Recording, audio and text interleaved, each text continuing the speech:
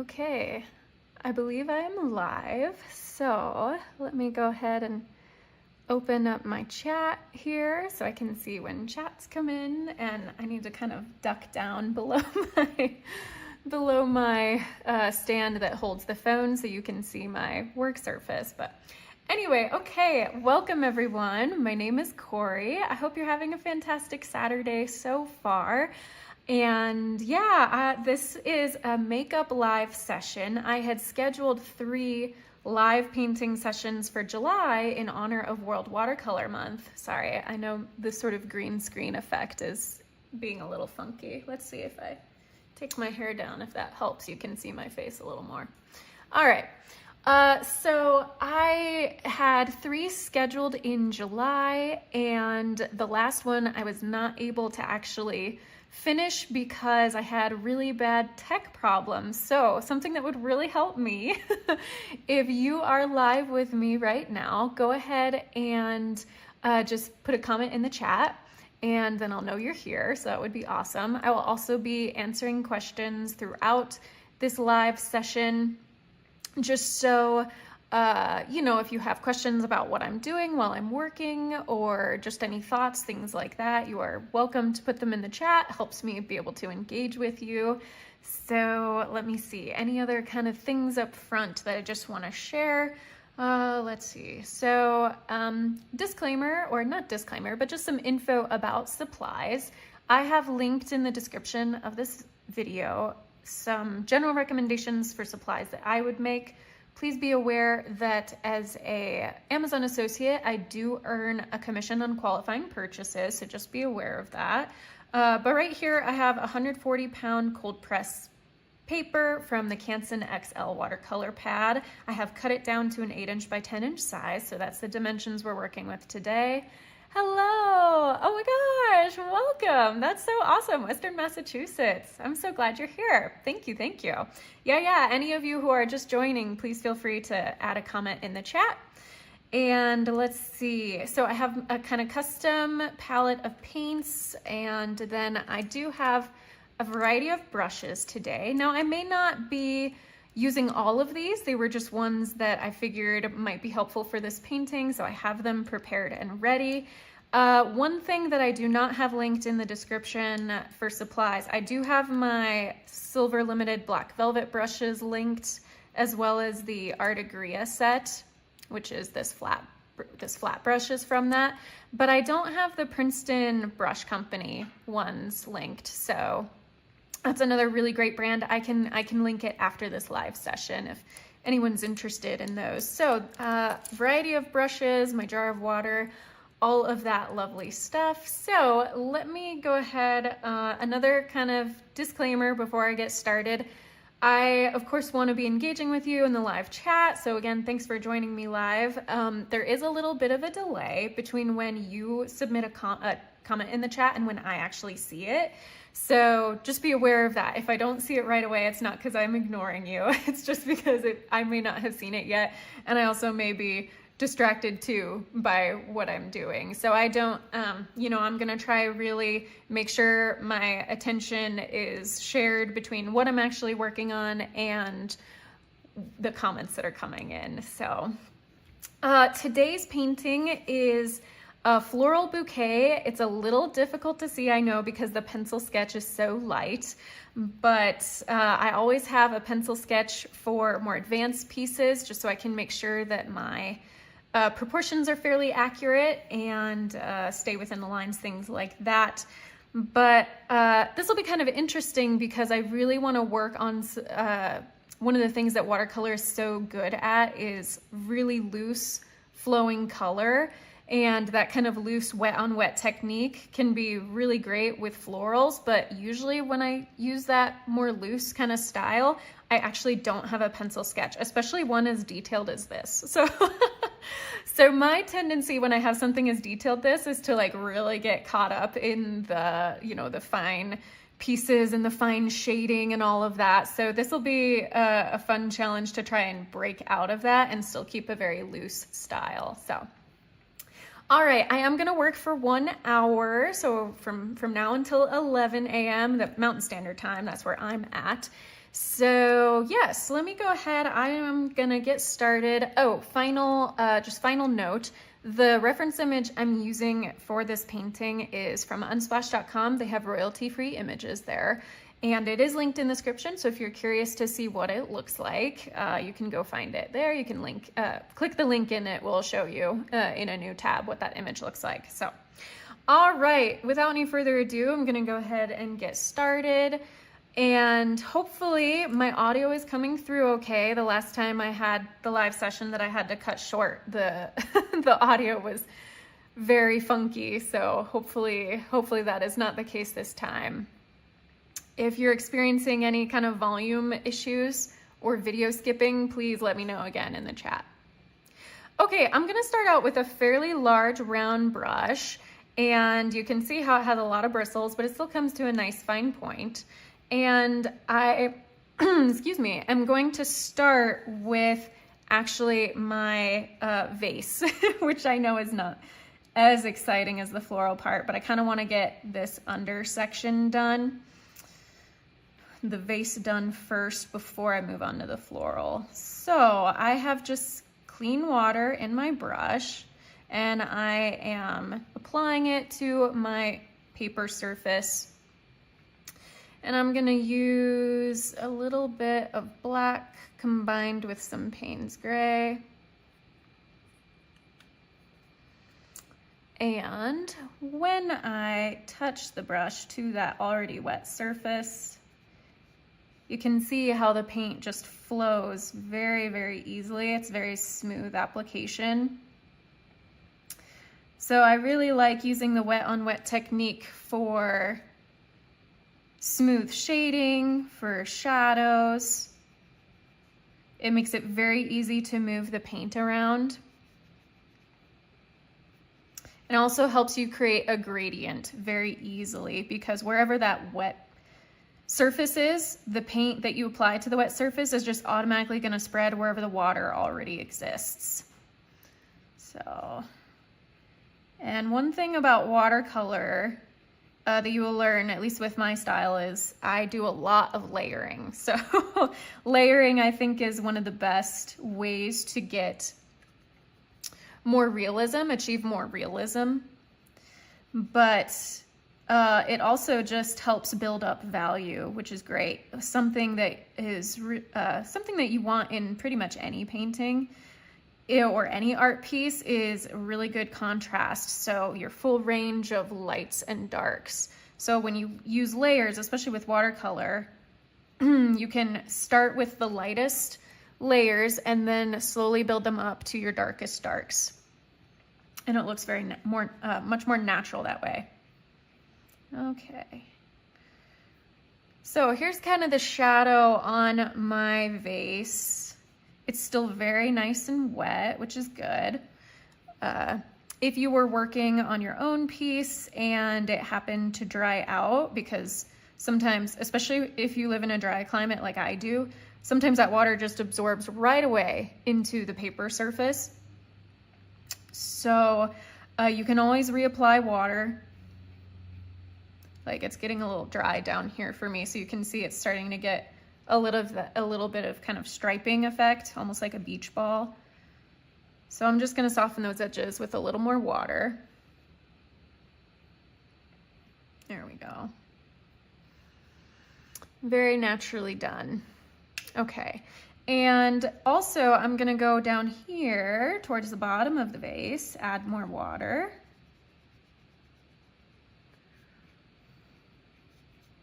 And I didn't rinse my brush as well as I could have, so there's still some of that black and gray paint in there, but that's okay. Because the vase itself doesn't necessarily have, it is a white vase, but our eye doesn't necessarily see that pure white. So there is some shadowing to it throughout what we're visually seeing.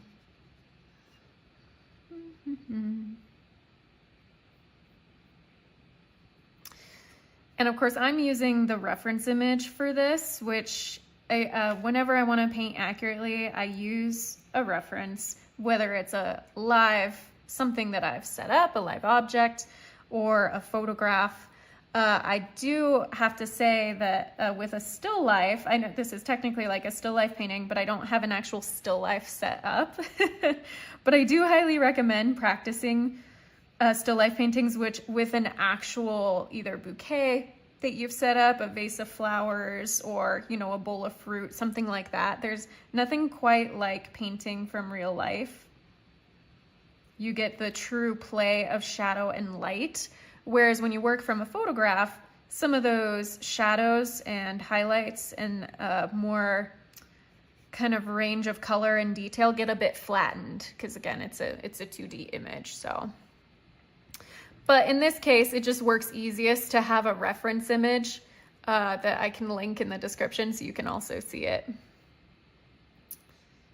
And let's see. I am gonna go also on this upper portion of the vase. So you can tell I'm not working super slow, but I'm also not going incredibly fast. With the wet on wet technique, if you get enough water on your surface, you don't have to work as quickly.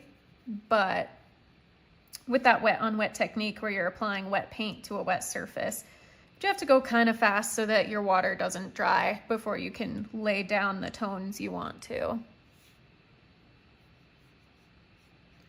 So much of watercolor is all about balance and having, you know, the correct ratio of paint and pigment in your brush versus water.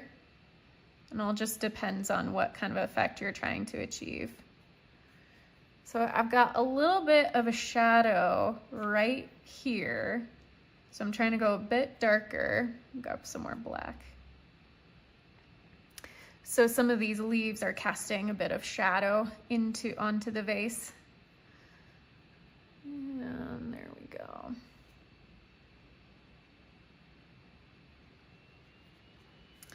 I know this is not the most exciting part.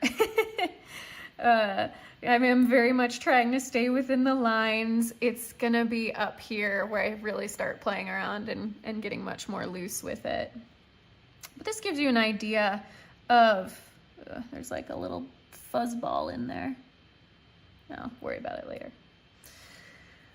Okay, one thing I did want to mention is that something that also helps with making painting look more realistic, if you're interested in realism, is having very light pencil lines that are so light they disappear when you paint. So I made mine actually a little darker so you could see them well, but ultimately they're showing up a little too much.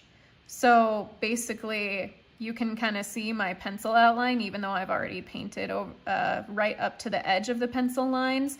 Ideally, I want my pencil lines to be so light that when I apply the watercolor right to the edge of the pencil basically you can't see anymore. Because once you apply paint over pencil, it's a little more difficult to erase. It can be done, but it just makes it a little more challenging to remove it at the end. So just be aware of that. Got my little shadow here at the bottom. I want it to be really dark right by the vase, so I'm gonna get fairly thick paint. And that's just pure black this time. There we go. I could have moved to a smaller brush, smaller round brush, but I decided to practice control with this larger brush. See how fine of a point I could get it to. Okay, so I have my vase pretty much done, at least for the first pass. Ideally, you want to work light to dark. So obviously the vase is white, and I wanted to lay in those tones first, especially because the flowers come over the top of the vase, so it's easier to paint that kind of underneath layer before I paint the flowers, which will have to go over the top. Okay, so with that working light to dark, I'm gonna go ahead and on the flowers that are very light, basically a white flower, lay in just some little bits of color here. Just very light dots. Same with this lily, laying in some water.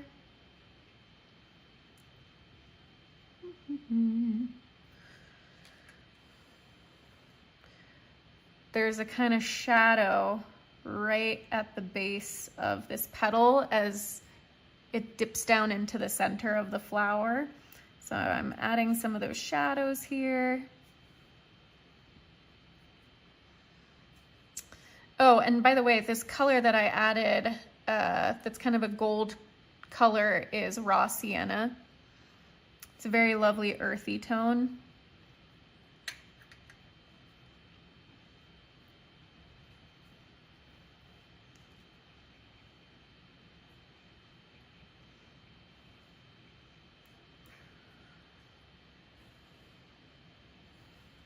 It's when ooh, that was too dark.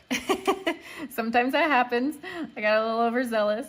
So if you are working and you're using watercolors and you get it a little too dark, all you have to do is rinse your brush, get the paint out of it, and then blot the excess water off on a towel or a rag, and then run it over several times so you can basically just lift that paint right off the surface. It's always easier to add more color. As you can tell, taking away takes a little more work. Just like that. See, I've been painting with watercolors for over a decade now, and even I sometimes don't get it right that first time.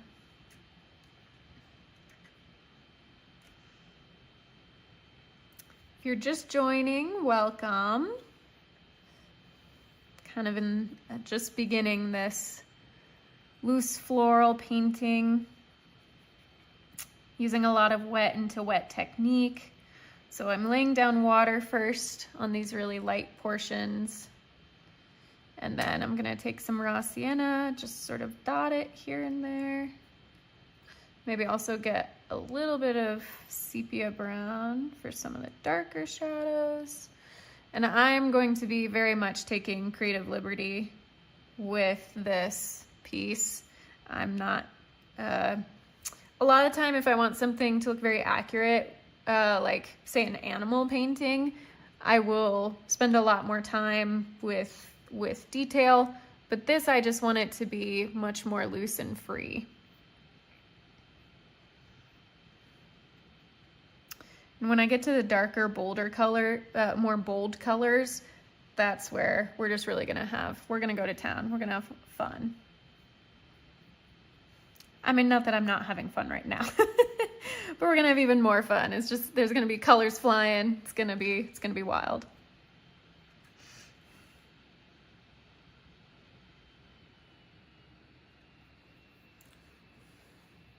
And feel free to ask me any questions if any come up.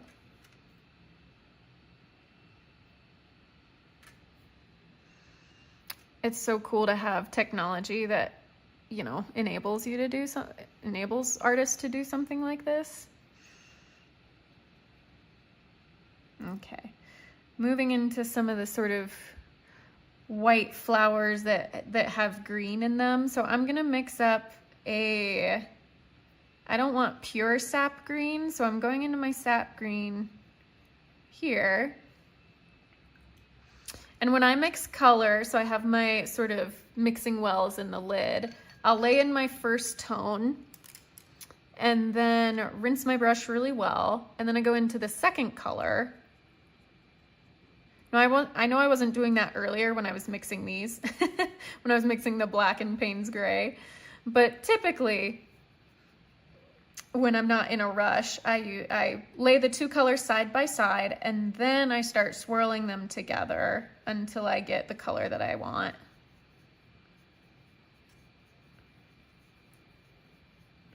I didn't have enough sap green in that one. Hey, welcome. It's all good, better late than never. All right. And that's the beauty of the live stream too. You can start watching, stay as long as you're able, or you can come midway through and yeah, just enjoy however long you're able.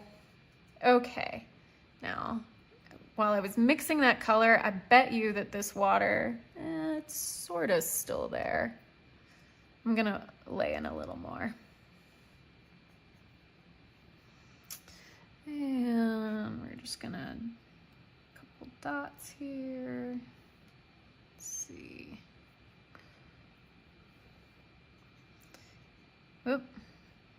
So the thing about green is that it's a heavily staining color. So of all the colors, when I use green and rinse my water, you can see how fast that water stains. So I may have to at some point step away from the camera for a second to get fresh water.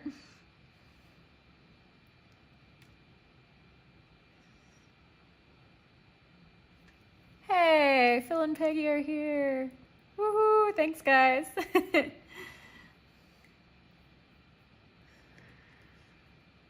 Okay, more green, let's see.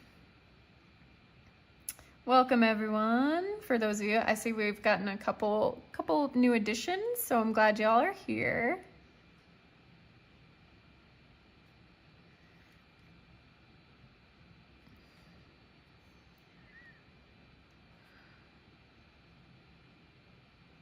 Nothing too exciting yet. I'm just trying to block in some of the basic lighter tones. I've got these lovely lilies in the bouquet, which have not yet bloomed, have not opened yet. There you go. That's the word I was looking for. Okay. So I've kind of done enough of that. I really just want to start going to town. So I'm gonna start laying in water on the leaves and the dark pink flower. Oh, let's be smart though. I try to work smarter, not harder. It doesn't always happen. All right, I'm going to mix up a sort of pinky purple because I think that the color it's not this pure quinacridone rose, which is really, really pink. And the alizarin crimson I don't think is quite right either. That's this color right here in my palette, the bottom one. So I'm gonna mix up a sort of purpley pink tone. So I have my quinacridone rose, which is a super rich color. I love it. And then also my dioxazine purple. So again, laying them side by side, and then I start swirling them together. And I might have gotten a little too much purple there. That's okay. Ooh, actually, yeah, that was too much purple. All right, swish my brush. Look how dirty that water is getting.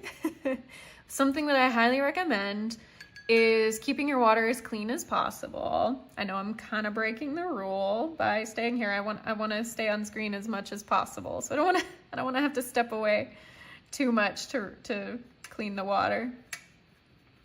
There we go. Okay, kind of got this fuchsia burgundy type color. I'm loving it. And all right, lay that water back in there.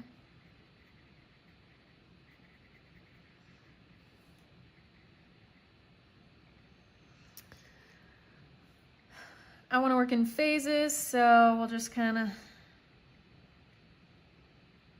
just dotting color here. So far I've just been using the same brush.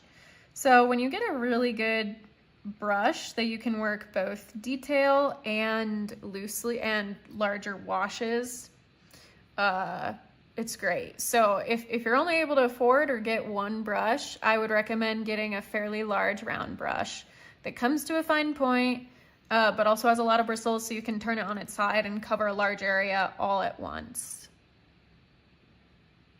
Yes, I love that. I like that color too. It's very bold and pretty, and it's matching fairly well with what I'm seeing on my screen with the reference image. So that's pretty good. I'll take it. But yes, you can see the water is tinted. Too funny.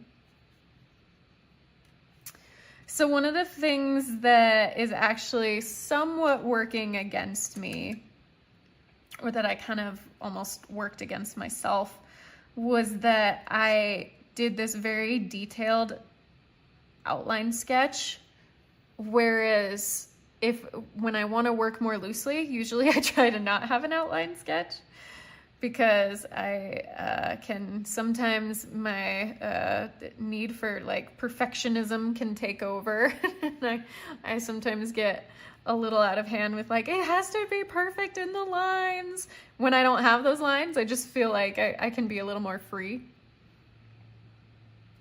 That's good. So this maybe is teaching me a good lesson of, even when I have lines, I don't have to stay in them.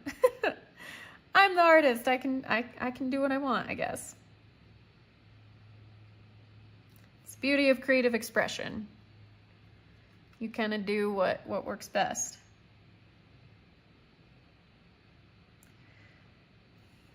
The nice thing about this wet into wet technique is that it naturally creates this kind of dappled effect, which these carnations, these really deep colored carnations, kind of already have some of that. So just by dotting in some of this color, it sort of hints at the sort of ruffles within the petals.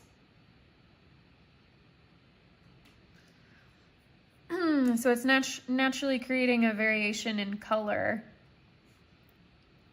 without me having to do a ton of work, really. I mean, I'm just kind of dotting paint here and there.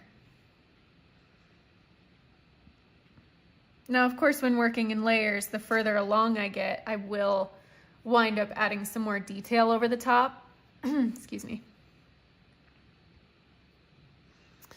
Let's see, where else do we have pink? Here it is.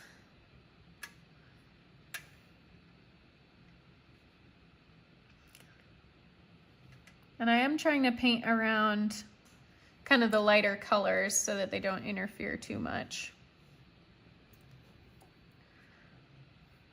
One thing I forgot to mention at the beginning is that since I'm only working for an hour, it's very likely this piece will not be done by that time. But it gives you an idea of how much you can get done in a fairly short amount of time. An hour really is not that long. Okay, I am gonna start really going for it with the green leaves here. And oh, that's the wrong green. I'm gonna use pure Hooker's green and see how that looks. I think, yeah, it could be toned down a little bit. So here's what I'm gonna do. I know I already had some paint in here, but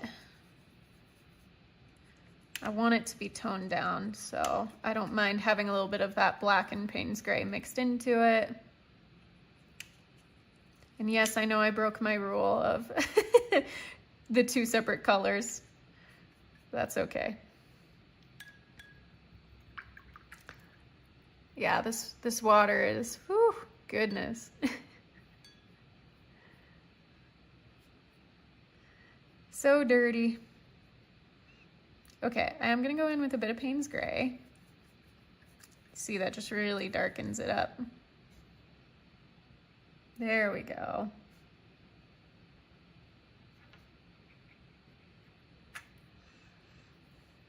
And I'll mix back and forth between this color I mixed up as well as the mixed up tone.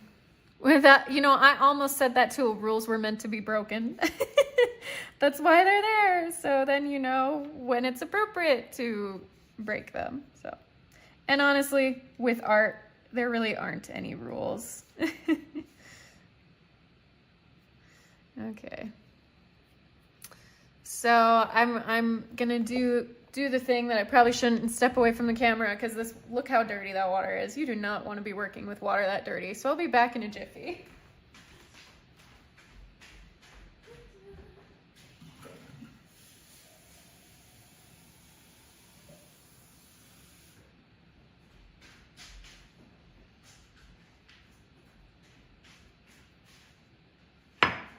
All right. Sorry about that. I know, breaking protocol, but it was necessary. We now have clean water, which is so much better. Okay, there's a lot of green in this piece, so I'm really just gonna lay a bunch in here and there. All in here. My brush still had a lot of green in it, so.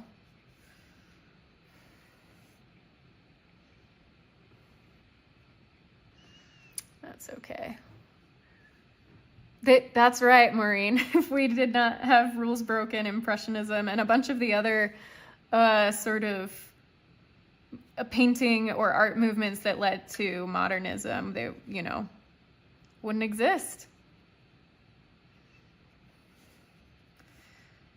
Yeah, I kind of like the artists that were rebels, you know, they paved the way for sure. Although I also think like things can be taken too far. You gotta find a good balance, right? I think that's what so much of art and life is about, finding that balance. So I'm being very loose. You can see how this pure Hooker's Green has a little more of a grassy tone to it. So I kind of want to dot that back and forth in here. That's going to help sort of add that variation of leaves and stems here.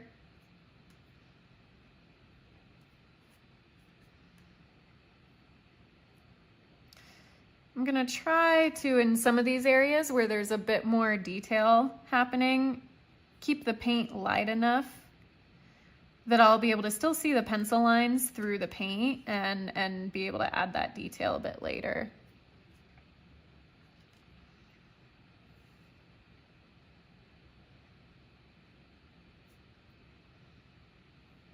Now with these individual leaves, I am being a bit more careful to stay in the lines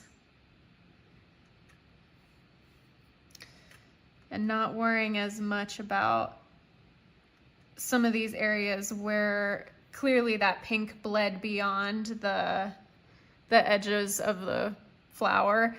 That's where I want that looseness to come in, that sort of hallmark of watercolor where, oh, things are very loose and flowing into each other and they kind of go beyond the edges. I love that effect. It creates a very dreamlike quality.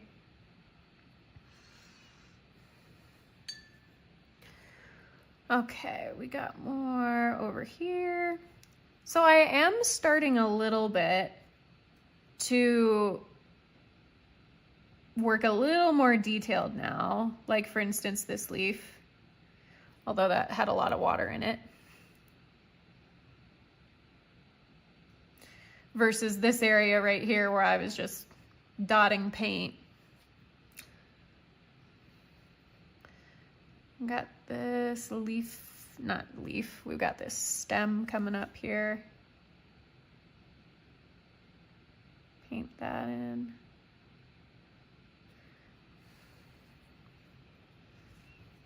This whole area, we need a lot more green over here. Oh, sorry. I don't know if you could hear that, but I'm dog sitting this week and it's okay, buddy. Iggy is the sweet boy I'm with, and he saw something out the window. So he like shook himself off and growled a little bit. He's a good guard dog. He's the sweetest guard dog you'll ever meet. I should have said that at the beginning, because there's been some times where when something's outside, like a big delivery truck, if it goes by,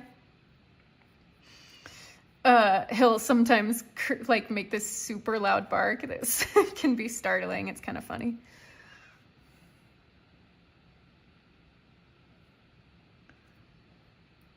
Miss Peggy agreed with the idea that, yeah, if rules weren't broken, then we wouldn't have the amazing art that exists in the world. Yeah, I have to say, Maureen, that Impressionism is one of my favorites. Like, I mean, Monet, obviously, but Renoir too. They're so good. I learned a lot about kind of this idea of color, and just value shadows, light, from looking at Monet's cathedral paintings. So good.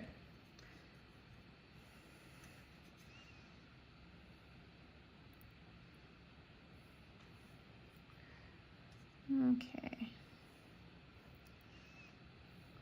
What time are we at? Oh, 10:36. Nice. We still got some good time. I didn't fill in everything back here yet, so we'll start getting some there, some over here.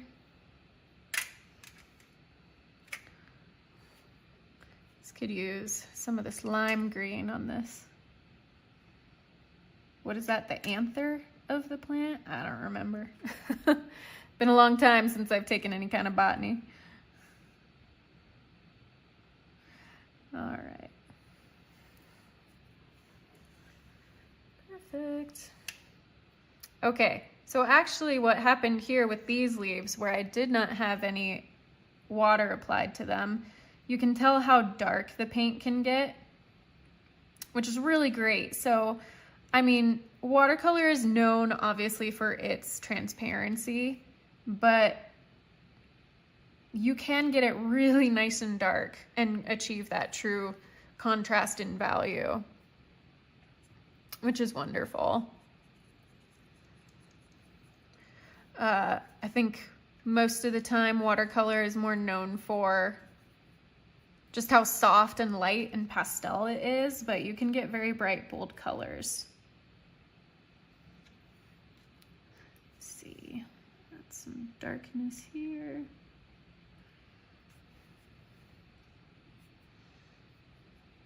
One thing about, do you paint the dogs you sit? Ooh, oh my gosh, Maureen, that's so cool. So you cat sit and you try to paint them. I have done that a little bit, and I think that's such a cool idea as well. I have actually a couple dog sitting clients who have commissioned portraits of their pets from me, which is really cool. And I've also done a couple of like quick little watercolor sketches. Like I think I did one of a cat once, but it's very hard because the cat would not stay still. Funny enough, when I wanted the cat to like not be still and move, because it wouldn't. And then as soon as I wanted it to be still, it was like, nah, I'm not gonna sit here, which is so cat-like. I mean, that is just quintessential cat.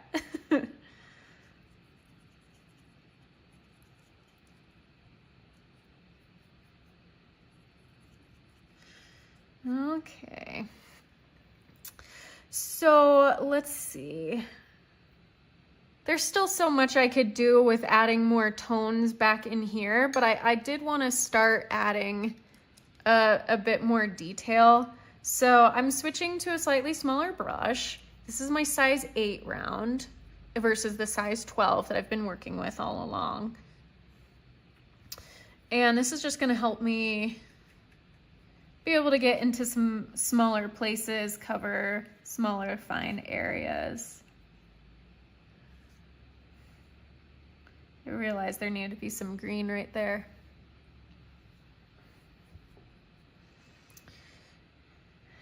And sometimes just adding the pure Payne's gray right to your work surface, that can add the shadow really nicely. Some of my pencil lines over here got a bit covered up.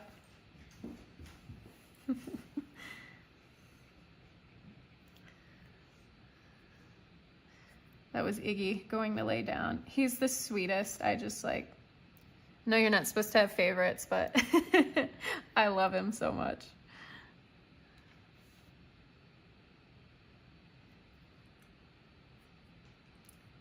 So a lot of wet on dry happening now. So I have my dry surface for the most part. Some of these areas may still be slightly damp, but kind of waited for it to dry. Going back over. Although this is technically wet in wet. Doing a mix, going back and forth. I sort of have art ADD. I get easily distracted, like, oh, now I want to work over here, or no, I want to do this. It's pretty funny. So, but you can tell how I did that. I kind of mixed colors right on the paper where I had my Payne's gray already laid down, and then I added the Hooker's green directly to it. So you can also use the wet into wet technique to mix directly on your palette, but I do recommend if you need a lot of the same color in one piece, pre-mixing it on your palette. And actually you can even, whoops, you can even pre-mix it with colors directly from a tube. So all the paints that are in my palette are from a tube.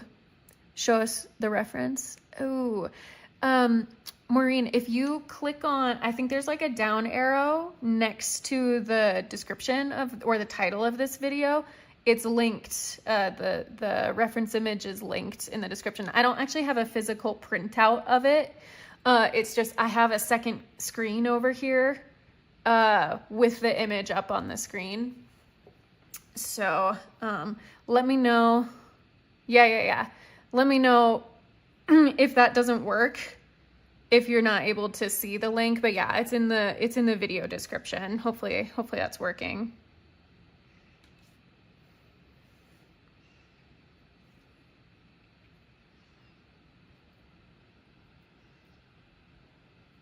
Okay.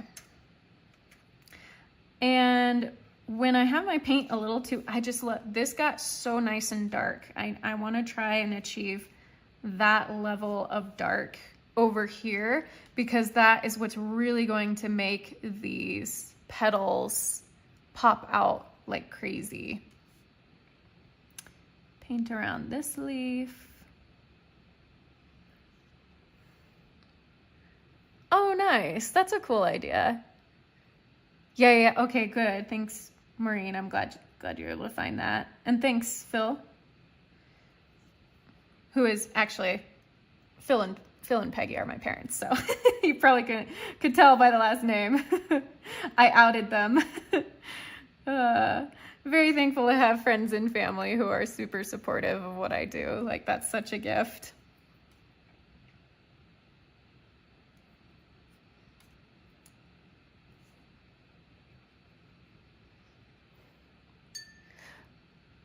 Okay, good. I'm glad you're able to get the image. And then Dad, like, Phil, Dad, whoever you are, that is such a good idea to have the second image open so you can kind of look and compare.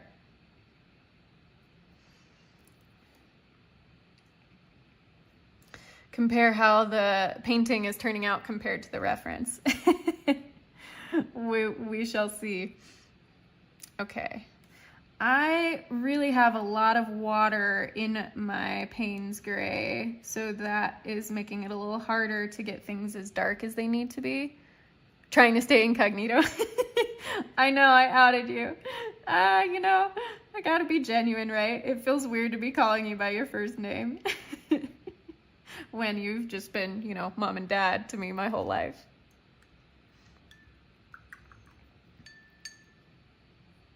Oh, Oh, I think I might have forgotten to say at the beginning that I did pre-wet my palette here. I have this lovely little kind of eyedropper, so I took clean water and just put 2 to 3 drops in each paint well, which really is great for activating the paint.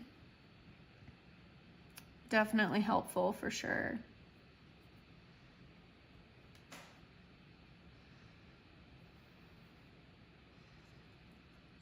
Cool. Glad that worked out. Okay.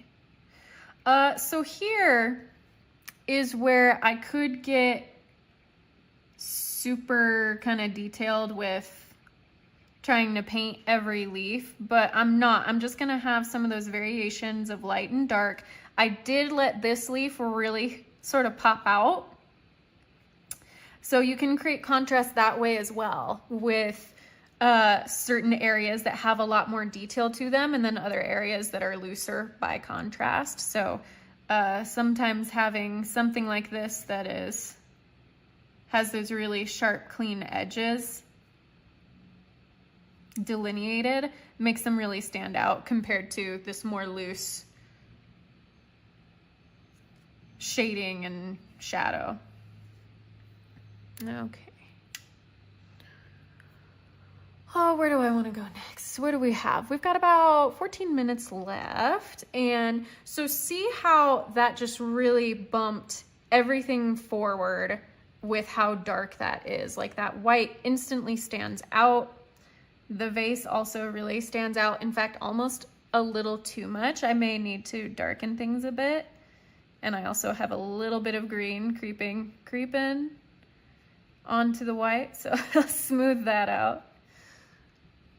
Add maybe just a little bit of Payne's gray. Too much. Fixable. It is fixable. I think a lot of people get an idea, and I also initially, when I first tried watercolor, had this idea that watercolor is very unforgiving. And I wouldn't so much say unforgiving, it just behaves so differently from other mediums that we're used to seeing, like acrylics and oils, that it can seem unforgiving, but you can, to a certain degree, lift the paint, which you can't fully erase it. You know, that's just not the nature of watercolor, so you can't let it dry and then paint right over it, because if you try to paint over it, all that paint will reactivate as soon as it gets wet, and it'll mix with whatever you're trying to put over the top. create a bit of a mess. Alrighty, there we go. I have a friend. Oh, that's so cool. Anne-Marie Frank. Yeah, I know that I used to get, my sister especially used to get the question, like, are you related to Anne Frank? And it was like, no. There's no such thing as art ADD. You go where your creative spirit takes you. Love it. Thank you. Yes, that's right. Yeah, there is it's not so much ADD, but it's like, okay, what do I need to put my focus on right in this moment? I like that. So, you know, I talk a lot about the two primary techniques of watercolor, if you are unfamiliar with watercolor, are wet on wet, which is what I started out with, very loose, light washes. You know, you're just putting thin layers of paint down, letting it spread wherever the water is you've laid down. And then, of course, right now, it's called wet on dry. And so this is where you really want to start refining, adding detail, adding your darker values. That's what it's all about. And you can combine these two techniques to create fairly realistic pieces with watercolor, but also, you know, for folks who are really into abstract painting, same thing. You know, you can have your loose backgrounds and then have your shapes that maybe have a little more of a hard edge, that have a contrast, that have more pigment and less water in them, essentially. All right, we're getting there. So I will fully admit that this type of painting, like just a flower bouquet, I have painted a lot of flowers, typically I like live subjects like animals or people, but I have over the years, just because flowers can be so quick and easy to paint, become, you know, a bit of enjoying floral pieces with watercolor. But I don't think I've ever done a floral piece quite this ambitious. We'll just say that, so that, you know, that has this many flowers, this many colors in it. Isn't it beautiful? Yeah, it was very, honestly, y'all, one of the things that takes the longest is finding a reference image that I like. I can, sometimes I will go on Unsplash, or Pixabay is another one of those sites that has copyright-free images. Or sometimes I'll even go through my own collection and go, all right, like what do I have that I could paint?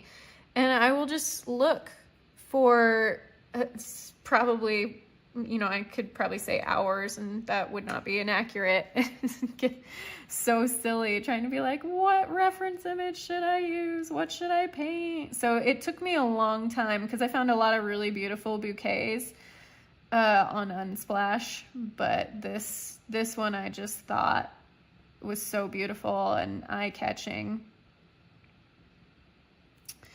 So really, so far, I haven't used that many colors to create this piece. There have been the Payne's Gray and Black. I mixed quinacridone rose and dioxazine purple for this kind of fuchsia pink. And then I've just used a combo of sap green, hooker's green, and the Payne's Gray for all my green tones. And then the little touches of raw sienna on some of these light carnations. So you really can, I have, what is it? 24, 22? Tried to count it really quickly, but I didn't do so well. I think there's, you know, not a ton of colors. And I've seen other artists who have even more limited palettes. So it is very possible to achieve a wide range of color without a ton of original pigments in your palette. As long as you have your primaries, which are red, yellow, and blue, and you want a cool and warm temperature of each. So you can see that I have, you know, a couple different reds, a couple different yellows, a couple different greens, blues. Purple is its own thing, but that really helps color temperature to when you're color mixing. And I go into a lot more detail about color temperature in some of my other videos and in my online watercolor courses. I have a whole segment in my watercolor courses about mixing color, about a little bit of color theory, things like that. So if you're interested, I've got info there. My website also, if you want to learn more about me, is linked in the description.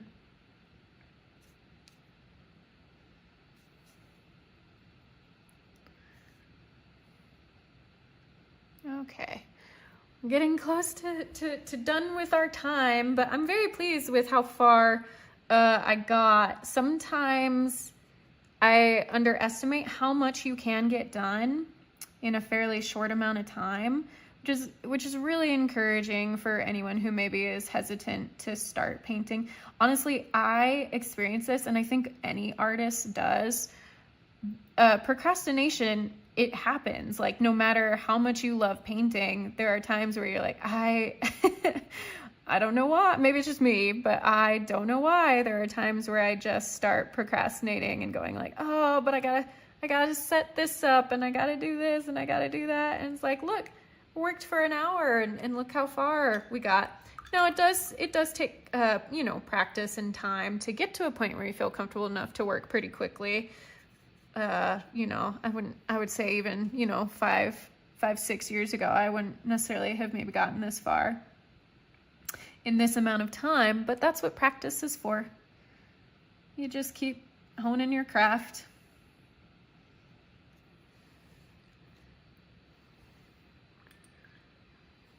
Okay. I did want to, let's see if I can get one final I still have a lot to do on the greenery, but I want to get back to a little bit of this pink in here. We'll see if this is the right brush. It's a slanted flat brush, and that's that Princeton brush company. I'm gonna see if I can kind of get some of the angles in there.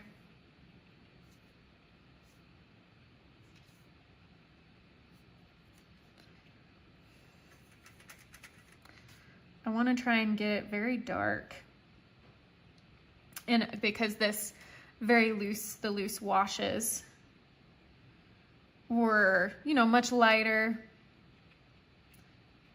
So then when I add these bits of darker paint, procrastination is rampant, yes. And it's not like even something where you're like, there's a procrastination where it's like, I really don't want to do this, and it's something you genuinely just dread doing. But then there's the procrastination with the things you actually like doing, and you go, what? What? Why? I actually enjoy doing this. Why am I procrastinating? Or finding all these other things that you're like, oh, but I need to do this. I need to clean the dishes. I need to unload the dishwasher. I need to do laundry. It's like there seem to be so many demands on our time. Okay, we are gonna, to get the really dark, the darkest tones on our flowers, I'm gonna go in here with a little bit of Payne's Gray. Just a couple touches here and there where those sort of bends and grooves happen in the flowers.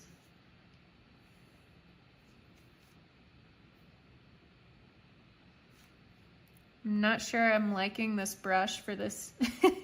I probably could have continued using either the size 8, or I could have switched to a even smaller size 0. Get it against the white. There you go. Ooh. Yeah. That's okay. Let's see if I do that now. And I know I have only a few minutes left before we reach 11 o'clock, so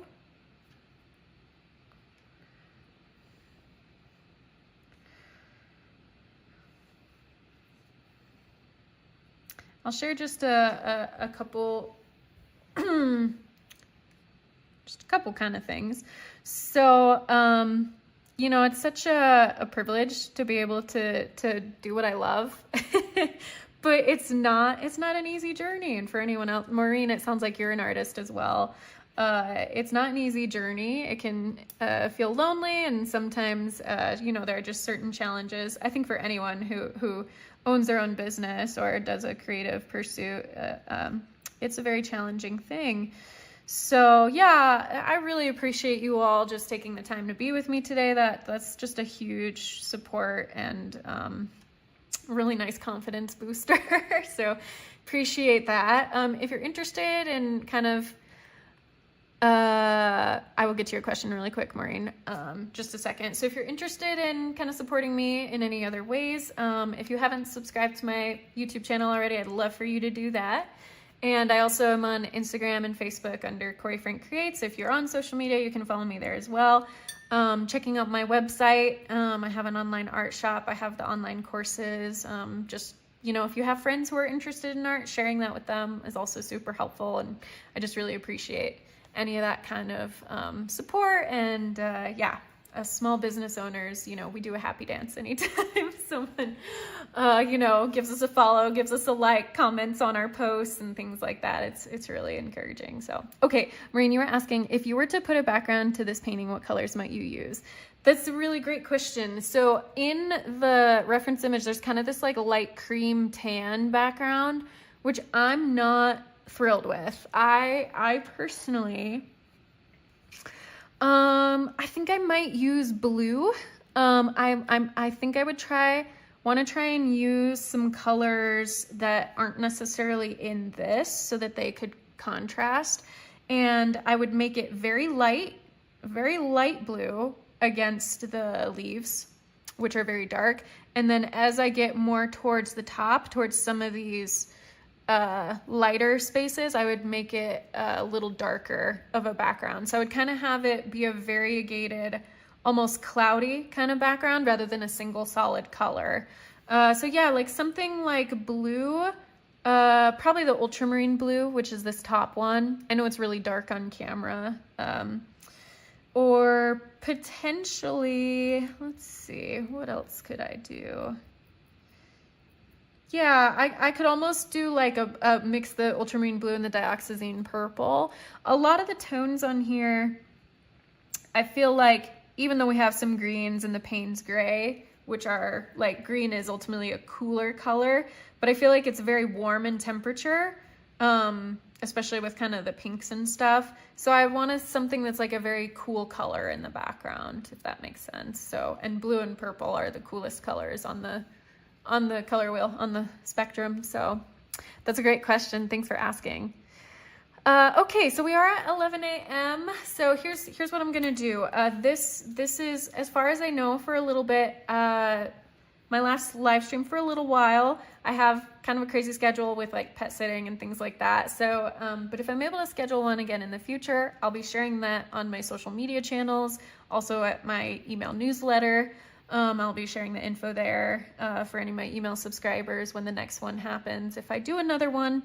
And I think this one I'll probably finish on Monday, and then I post a video every Tuesday, so you'll be able to see the rest of this painting in the video that posts on Tuesday. So so I won't leave you hanging. I'll make sure that I finish it. So thank you so much, everyone. I really appreciate it. I hope you'll have a fantastic Saturday. And yeah, I will see you soon. I always like to end my videos, whether they're pre-recorded or live, with just my sort of tagline of be kind to yourself, be kind to others, God bless, and I'll see you soon. Take care, everyone.